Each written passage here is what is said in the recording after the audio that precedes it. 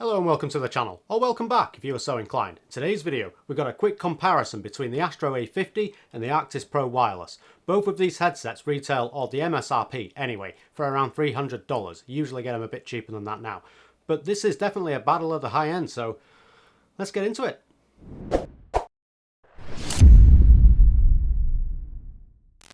So let's just jump straight in and give the mics a bit of a listen to. It's the one thing you guys can objectively hear yourself, and according to my analytics, it's the bit you all watch the most. So let's jump straight in with the Arctis Pro. Now, as you can hear with the Arctis, much like all the others, this is a clear cast mic, and it is kind of a bit nasally. I mean, even on the SteelSeries website, they do actually specify that this is sort of an airport sounding for that precision, which I get where you're coming from, but it sounds horrendous. Now, even when I'm playing games against my friends that are using an Arctis mic, and I can tell straight away that it's the Clearcast mic, it's just rather tinny, very nasally, and I'm not sure why you would really want to go for that airport style. It sounds very last gen. That's the one thing I can say about that mic. But let's move on and we'll give the Astros a bit of a listen to. Now, whereas the Arctis Pros have gone for that sort of deliberately airport-esque sound, the Astro A50s, as you can tell, have not. This just sounds a bit more better. It just sounds more human. There's a lot more bass to the tone in the voice, and it's a lot fuller. They've deliberately avoided that airport-esque sound that you get from the Arctis Pros, and for me, this is just a better microphone overall. I think it sounds better, it sounds richer, it sounds clearer. All of it to me is just better. So for me in this round, when it comes to the microphone, it's got to be the A50s that take it. In terms of the audio for these headsets, I mean, we'll start with the spec. They both have 40mm drivers, which doesn't really mean a great deal at all. However, the Arctis Pro is between 20 and 40,000 Hz, whereas that on the Arctis isn't the high resolution range, it's just 20 to 20,000, which is the standard range. Now, although these are wireless, and technically speaking, you can't get high-res certified for wireless, what SteelSeries do say, however, is it is high-res certified when it's wired in, and their wireless is lossless. Ergo, it should be certified, and you can notice the difference, especially when listening to music. The Arctis Pro definitely sounds an awful lot better. Now, that's not to say that the audio on the A50s is bad, because it is not at all. But please bear in mind, this is a very, very focused headset, specifically for gaming. Now, for me, of the two of them, when it comes to gaming, I'd say that the Astros were better. I feel the audio is fuller and richer and more precise, but without being fatiguing. That's one thing that gets to me, and I do like them. Put it this way, I have a lot of headsets, yet I always go back to these.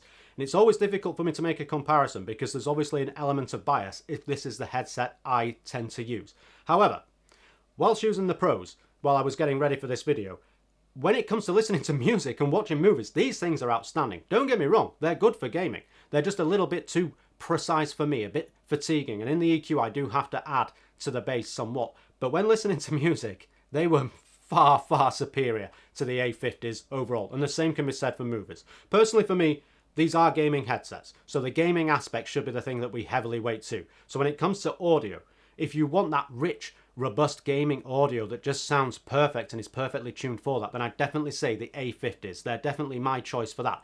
If it's for everything else as well, if you listen to music just as much as you game and you'll be using the same headset, then definitely go for the Arctis Pro. They sound better overall, I would say, but for gaming, the Astros are very focused and it definitely takes it for me. But there we are. In terms of audio, it's probably a draw, if we're honest, overall, because I do listen to music, obviously, like everyone else. But there we are. In terms of audio, definite draw between the two. Now, in terms of the build and the design of these headsets, they are both really quite different, but we'll start with the Arctis Pro.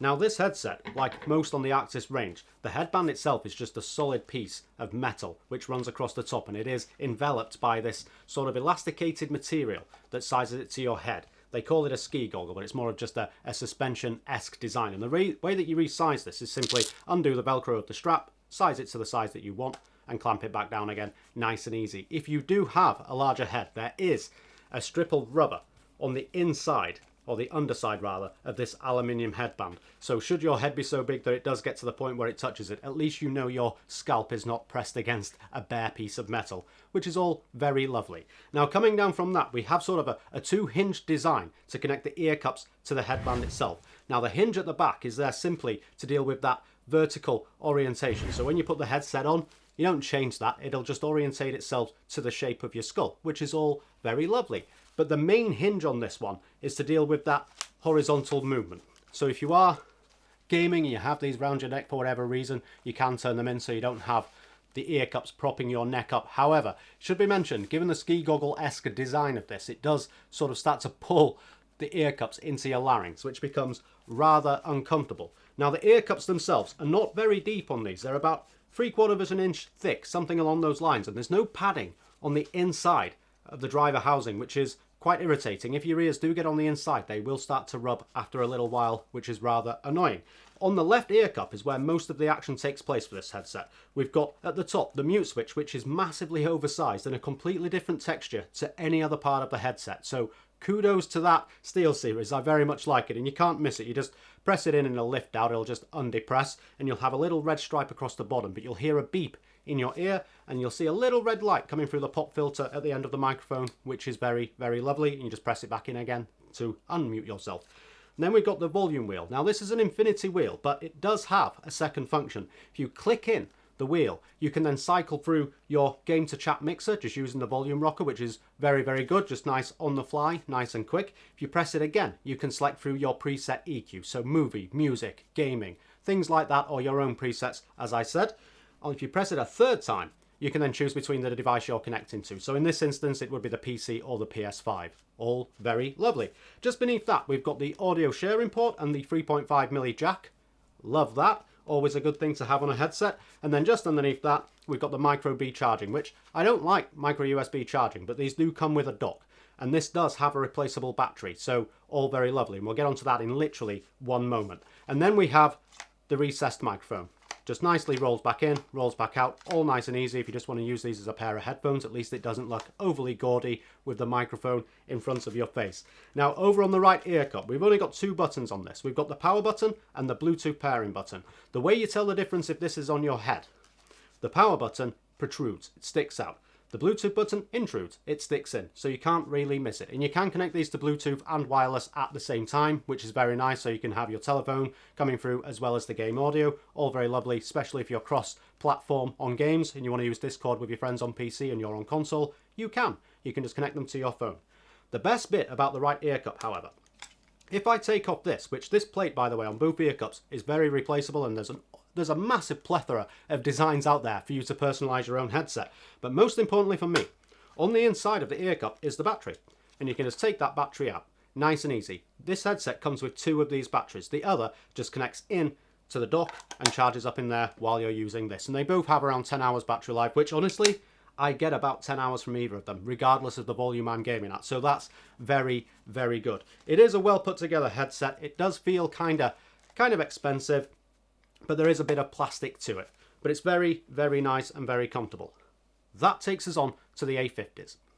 Now, the A50 is a completely different design. Whereas you've got this sort of all-metal headband with just the elasticated strap around it for the Arctis, this you have nothing like that. You've just got this rubber, this incredibly flexible rubber that just moves all over the place and will be durable forever. Now, the padding on the underside of that is here. It's just on the underside of this gaudy Astro bit that comes across the top, which is also replaceable, but it is part of a mod kit that you get from Astro, and it's rather expensive, so probably want to avoid doing that anyway, especially with spending the amount of money that this headset costs.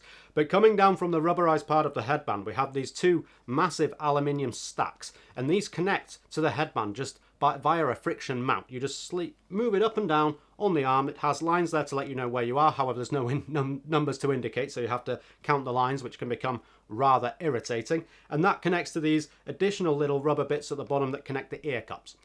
Now, the ear cups on these are very lovely, and we'll start with the left ear cup, just because I've got it in my hand. All there is on the left ear cup is the microphone. Now, to mute the mic, you literally raise it up. You don't get a beep, but you can hear a little harsh tone of just as you go onto mute, and then pull it back down to unmute yourself. Over on the other ear cup is where all of the action takes place. At the top, we've got the power switch, and it's a physical switch. You literally click it into place, which I don't know why, but I just prefer that. I prefer it quite a lot. And beneath that, we've got the EQ selector, which again, much like on the Arctis, just cycles through your specific EQs. So if you've got movies set up, music, immersion is one of them, I think, and then your presets that you set yourself, you just cycle through by clicking that button. Beneath that, we've got the 7.1, or rather they're the other way around. But the 7.1 on this seems to just add a lot of reverb and then electrify the sound. It sounds very, very strange. People who've used this headset will know what I mean. It's remarkably odd, and the same is on the A40s. So the 7.1, not so great on this at all. Beneath that, we then have the volume wheel, which is in a very odd location. It's in the bottom corner of this sort of square-shaped ear cup. Now, that's usually okay, and I was laughing the other day. I got a comment, and it was talking about this exact same thing. Now, when I game, and I do wear this headset, I tend to be wearing a hoodie, but even with a shirt like today, if I turn my head that way, I turn the volume down, which is remarkably irritating. It's easy enough for me to resolve. I just turn it back up. But if I was a streamer, which I'm not, but if I were, and if you are, you probably want to avoid this. If you turn right to read your chat, you're probably going to turn the volume down. And it's going to look very odd on stream if every time you're reading your chat, you're having to readjust your volume. Also on this ear cup, we have the chat to game mixer, which is just at the sides of this side panel. You just press it one way to increase the volume of your friends, and the other to turn them down when the game is getting rather hectic. Then we have the micro USB connecting port to charge up. But again, this comes with a charging base station, so it's not much of an issue for me. Once you've got this set up, it'll just be sat there, left alone. So I can't see you breaking the micro B cable, and you don't need to worry about charging. If every time you finish using this headset, you put it back on the dock, you're all good. But in terms of the design, they're both very nice. They both have replaceable ear cups. Now, the ear cups on the Arctis are a bit more difficult to take off. You just have to twist them off and then twist the material back round. Whereas on the A50s, you literally just pull it off. They're just magnetized.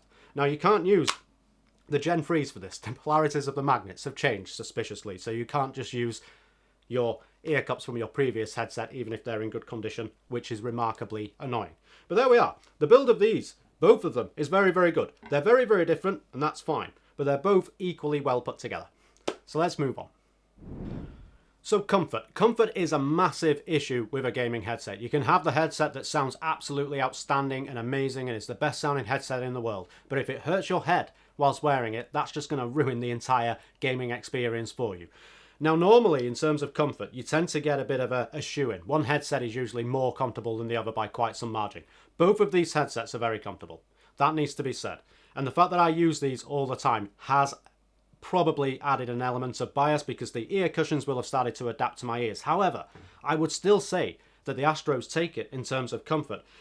The ear cups themselves have a topography, which sounds very strange for padding, but it does. They're not just equidistantly flat across the top. There is peaks and troughs. Wearing glasses with these seems to go into a trough and you just can't feel that they're there. The material that the cushioning is made out of just feels expensive.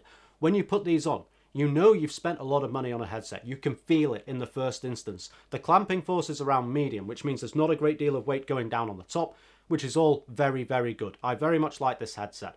I think in terms of comfort, this one takes it for me. It really does. It really does. Don't get me wrong, I've not used the Pros as much as I've used these, so the cushions probably aren't as broken in as that, and probably definitely not sized to the ears as well as these has. But overall for me, I think when I put the Astros on, I knew at that point these were definitely one of the comfiest headsets I'd ever worn. So there we are. In terms of comfort, the Astro takes it. Now, in terms of compatibility, both of these headsets are pretty much as compatible with one another according to the box. They're both compatible with PC, they're both compatible with PlayStation. You can get Xbox versions as well. Where these kind of differ is, one, the Astro is also compatible with a Mac, and the Arctis probably is, but it doesn't say that on the box, so I don't want to throw it out on this video. But where the Arctis excels is that aux cable connector that it's got for the 3.5mm jack. That instantly makes this compatible with anything that supports a 3.5mm aux cable. So in terms of compatibility, I'd have to give it to the Arctis, just on that alone. So in conclusion, if you were going to spend the amount of money that's the asking price for these headsets, which one should you go for? Honestly, this comes down to me of what you're going to be using it for. If it's specifically just for gaming and on a PC, get the Astro A50s. They're a great gaming headset, they really are. They're very comfortable. The mic is good. The audio is solid, especially on gaming. If, however, you're going to be using your headset for a multitude of things, if, unlike me, you don't have separate headphones for music, and you're going to be using this as an all-in-one, I'd have to recommend the Arctis Pro. Just because the audio is better, there's much more clarity when it comes to listening to music. When you're watching movies, the 7.1 is better. It's just in gaming, I still prefer the Astro A50. But overall, if I was given one choice and I could only have one or the other as a listening device, I'd go for the Arctis Pro. But there we are. Now, thank you very much for watching the video, everyone. The links to the complete reviews of each of these headsets will be in the description below, along with the respective Amazon affiliate links. Now, as these are affiliate links, I do get a bit of a kickback. However, those funds go directly back into the channel.